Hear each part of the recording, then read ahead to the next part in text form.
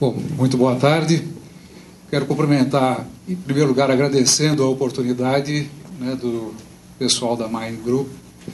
para nos reunir hoje aqui para tratar de um assunto tão importante como é a questão da educação com qualidade. Estou olhando aqui, mas já comecei a reconhecer a presença de alguns colegas, né, e parceiros aí de luta pela causa da educação.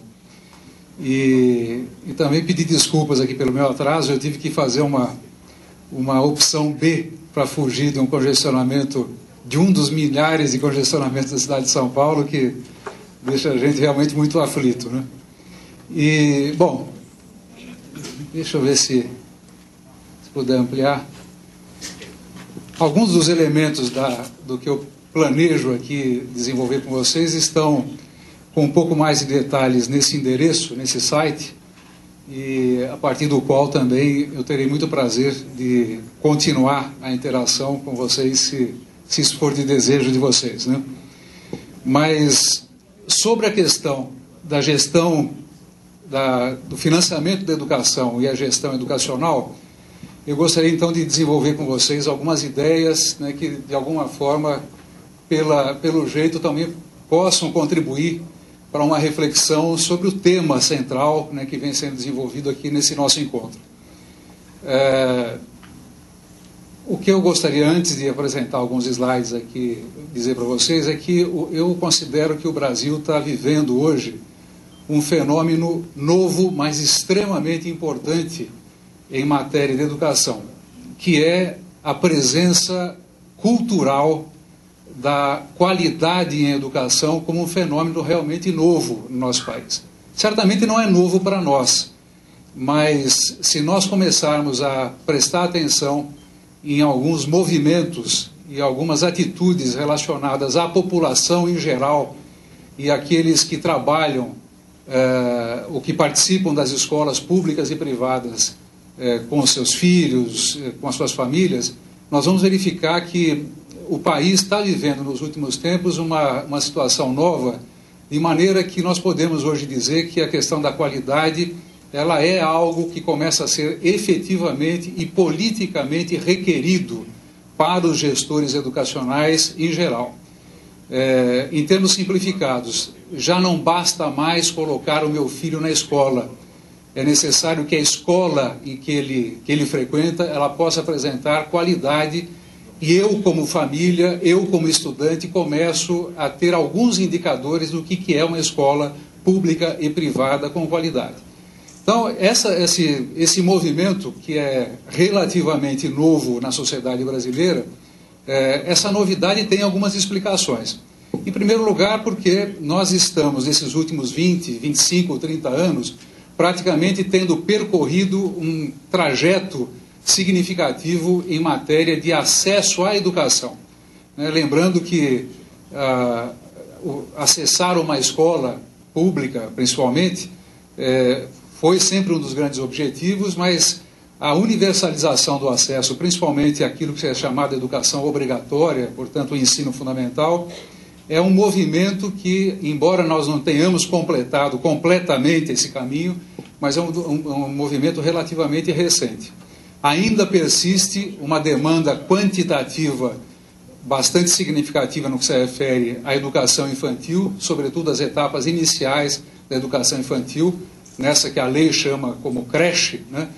E aqui no estado de São Paulo a pré-escola já caminha para um campo quase que de universalização. Não é verdade em outros estados, onde também a pré-escola ainda demanda investimentos grandes de abertura de vagas e formação de professores e tudo mais. E também em relação ao ensino médio. O ensino médio ainda é algo que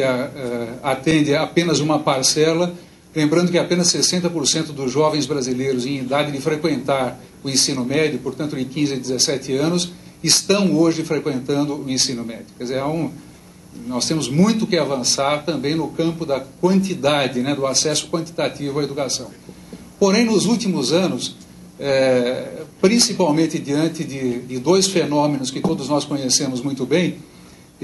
o processo em que traz a qualidade como requerimento novo, como valor universal da sociedade brasileira,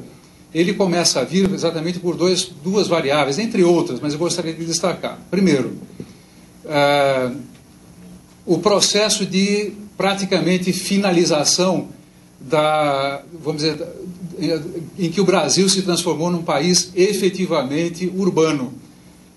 Uma parte grande da população brasileira hoje, praticamente quase toda ela, vive num ambiente propriamente urbano. Historicamente, esse é um processo novo, porque lembre-se que em 1960, mais da metade da população brasileira habitava a zona rural, mas quando se trata desse deslocamento imenso de populações para a área das cidades, isso às vezes demora algum tempo para fazer todos os efeitos que é possível imaginar.